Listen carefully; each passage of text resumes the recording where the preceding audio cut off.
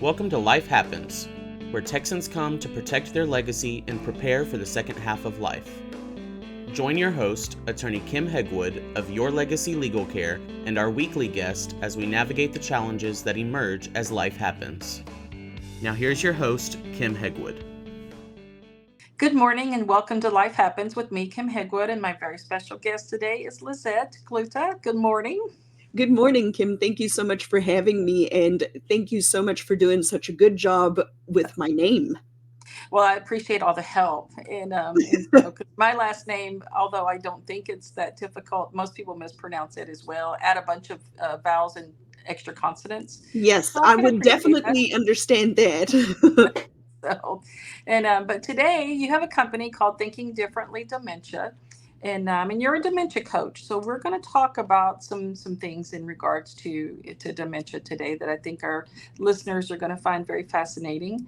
And so let's start off and talk to clients about what is a dementia coach. So, a dementia coach is, I want people to imagine they have a child that's really good at sports and maybe wants to go to the Olympics, right? They need a coach. They need somebody who has been there, has done that, and has figured out a better way to actually get that child or that person to the Olympics. And what I have been finding over the years that I've been working as an occupational therapist, which is my academic background, is that we are coming about dementia and dementia caregiving 10 steps behind every single day.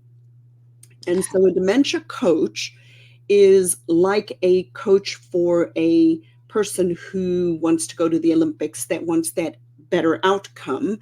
Uh, in order for them to be able to have that outcome, you have to have somebody who has been there and done that, and that knows what the shortcuts are, that knows what you need to do and train for.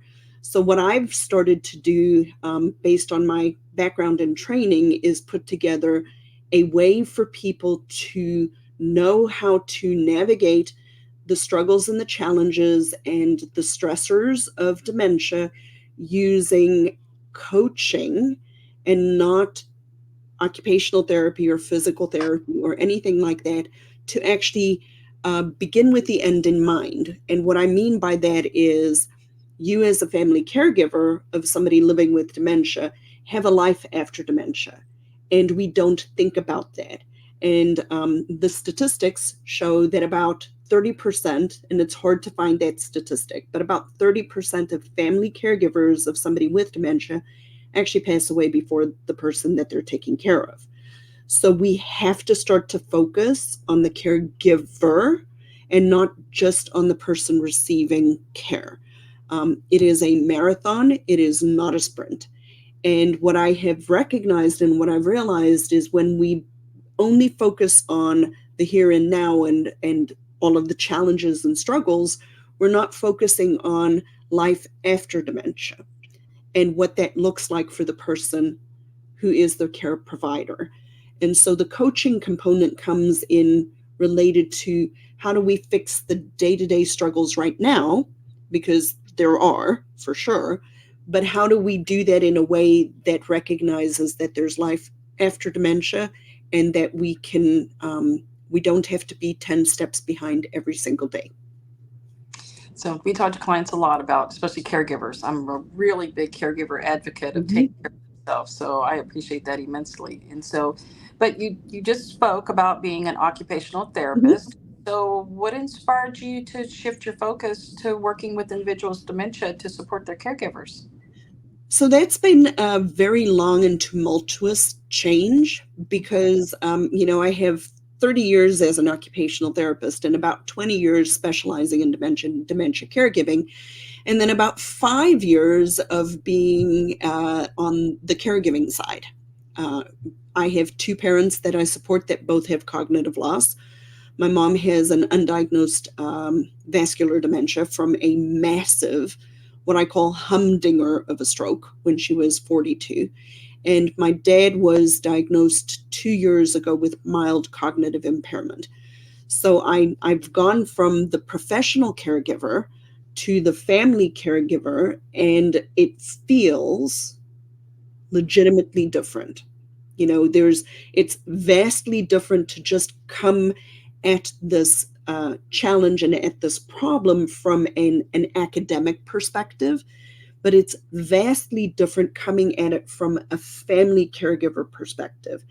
And so, since stepping into the family caregiver side of this, I've recognized where there are so many pitfalls that the healthcare system is putting barriers and barriers and barriers up for the family caregivers.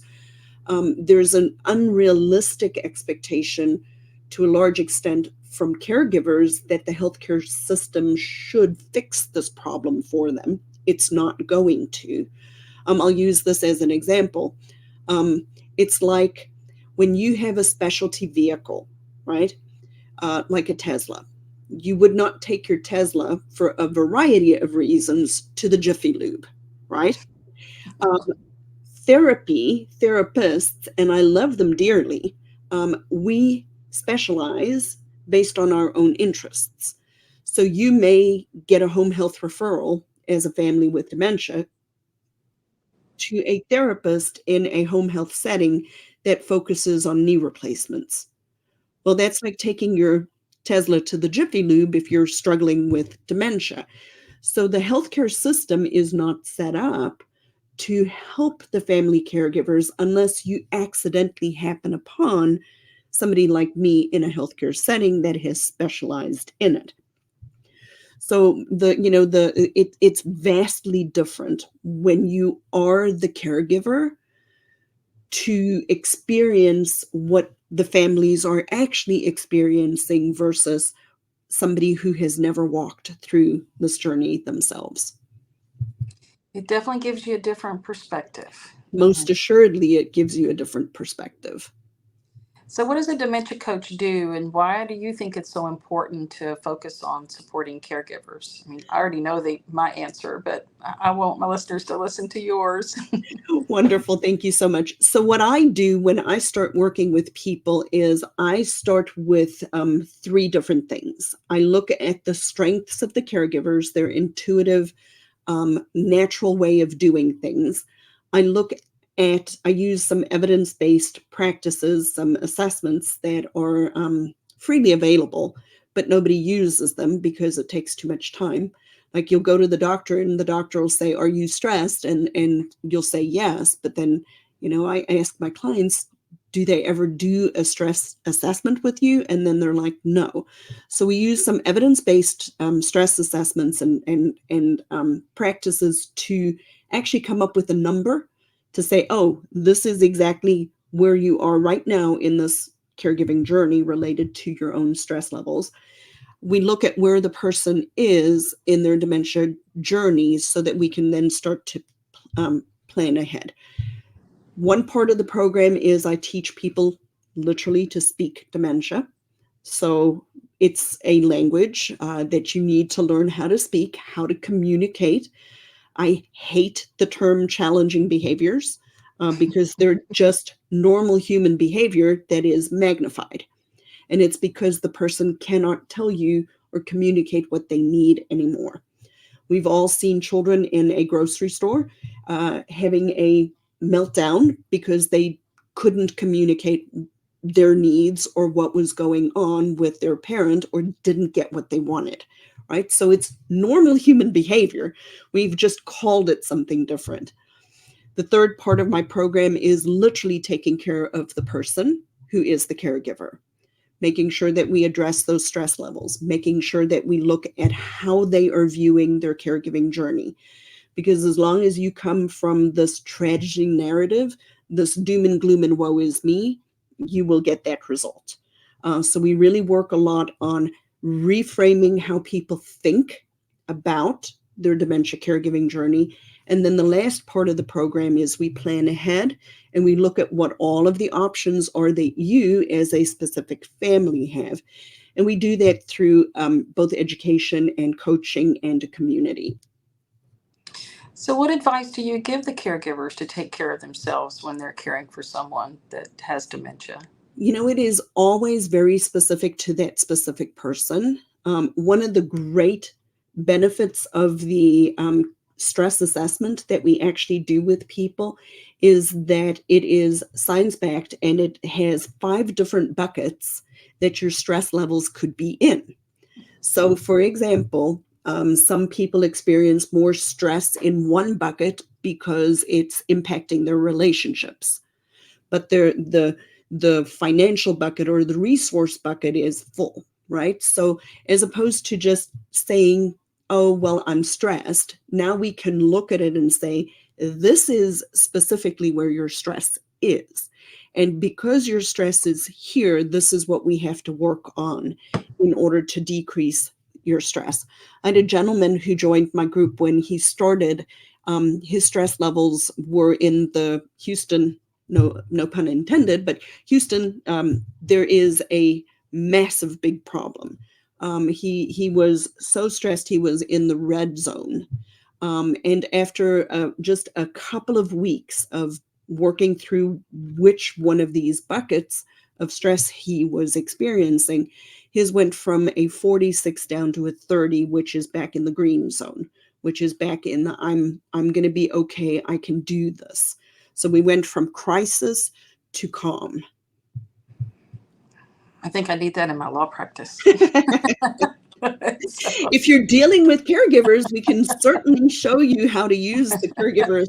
This is literally an assessment for caregivers. yeah, I'm just teasing. I was No, thinking I about know. all my team members running around, and so, and but how about let's talk about maybe some common misconceptions or myths about dementia, such as the idea that dementia care will always be hard, and the Mhm. healthcare providers should handle all the education and all that kind of good stuff. Yeah. So one of the biggest things that I am starting to recognize as I'm doing this is a couple of common misconceptions, or like you mentioned, many people only believe that it is going to be hard. When you this is one of my biggest pet peeves. There's nothing wrong with Facebook groups. I love Facebook groups. I have my own Facebook group to support family caregivers of people living with dementia, but you have to be very selective in which one you join or which ones you really hang out in. A lot of these large Facebook groups, people feel very anonymous and they feel very safe. And so they just do the verbal vomit and everything is terrible. Like, it's doom and gloom, woe is me, and terrible. So when you have a new caregiver coming into these groups and all they hear all the time is the bad, the bad, the bad, no wonder society believes that it has to be difficult. So that's the first one. The second one is that many physicians will not even diagnose a person with dementia because there's nothing we can do about it. Oh, this is just dementia. It's going to be this way. Or, they may not feel equipped to diagnose the person, or even worse, oh, it's just normal aging. They're just getting old. None of those things are true. But if you're a caregiver that is recognizing something is going on with somebody that you love, and you go to the doctor and they tell you, oh, well, there's nothing we can do, this is just the way it is, do you leave there feeling any hope? Do you leave there feeling any, like, now you're stuck, you're on your own, and you have nowhere to go, and it's just, we set people up for failure like that. Then the flip side of that is, if people recognize something is going on, but then never even get a diagnosis, now, like a good friend of mine told me once, is you can't even Google it because you don't know. Yeah. You don't have a diagnosis. So now you know something's wrong and you have nowhere to go. So no wonder people believe that it is hard. But there's so many misconceptions related to dementia. One of them is, there's a significant stigma to it. I use this analogy to people all the time. We can see when somebody has an amputation. We can see that they don't have an arm or a leg. We can see how to compensate for that. If the person who has lost their leg gets up and tries to walk and they don't have their prosthesis on, they're going to be on the floor. And we can see that there's a problem. When a person is coping with and going through dementia, we have a broken brain on the inside, but nobody can see it. And so it's easy for people around us to just go on as normal, like nothing has changed. And so we need to, people don't want to tell other people that they have somebody in their life that is struggling with dementia. And there's such a variety of reasons for that. But breaking down the stigma related to dementia is going to make a significant difference so that people don't feel isolated, so that people don't feel alone, so that people can start to get help sooner. We know when a person's having a stroke, get to the hospital, time is brain, but we don't do the same thing when it comes to dementia. People wait and they stick their head in the sand and they don't want to acknowledge something's going on, which means we're losing time. Yeah, I can appreciate that immensely. We have lots of conversations with clients about that sort of thing as well. Where to go to get testing, all that kind of good Yeah, stuff. Get good testing, and so that you know what kind you have, because there's so many different kinds of yeah, dementia out there. for sure. So, what final advice would you give to caregivers about feeling overwhelmed? Well, you need to start with a good assessment, right? You can't just, it's one thing to say, I'm stressed, and another thing to say, I'm stressed because this or this or this. We experience stress to a large extent because it's our body's natural way to say, this is not fun. This is not good. So there is the old analogy of the frog, right? Most of us have heard the analogy of a frog. If you throw a frog into hot water, it'll jump out, right? So I use that analogy for people to think about. Mom's in the hospital. Mom just broke her leg. She has dementia, and all of a sudden I'm in a crisis, right? Things were fine, and now I'm in the crisis. I know it's no fun, and I want to jump out, right? But when we are family caregivers, and that was what literally happened to me. My dad got sick. Life was okay. We got thrown into the hot water, and it was no fun, and I jumped out. But now we're in the long-term caregiving situation. So now I'm like the frog in cold water, where the temperature is slowly being turned up. And what happens is we're human, and humans accommodate and accommodate and accommodate. And then all of a sudden, one day, you're a boiled frog because you never actually addressed the problem earlier on. So when we are feeling stressed or overwhelmed, that tells you that you have a situation that is a problem that needs to be solved. And so what I would love for people to start to do is, I have an episode on my podcast. It's called "How to Decrease Your Stress as a Dementia Caregiver Through Coaching." My podcast is called Dementia Caregiving for Families. It's episode 92. They can go listen. I give them some practical tips and strategies on what to do to decrease their stress. But your stress and overwhelm is your body telling you, Houston, there's a problem. You need to do something different. Yes, I can appreciate that. And so, such good advice, Lizette. If our listeners want to find you, how do they find you? So the best place is my website, thinkdifferentdementia.com, and people can email me at any time. On my website, thinkdifferentdementia.com, there is actually that stress assessment for people to take, and it'll give them a result related to exactly where they are, and then it'll show them a lot of different avenues of ways of working together if I connected with them. Perfect. And so, thanks so much for being on the show, and we look forward to having you on again soon. Wonderful. Thank you, Kim. Thanks for tuning in to this week's episode of Life Happens with Kim Hegwood. Be sure to tune in every Thursday at 10 a.m. wherever you listen to your podcast as we navigate through the challenges that emerge as life happens. The content of this podcast does not establish an attorney-client relationship or constitute attorney-client privilege, legal, medical, financial, or any other professional advice.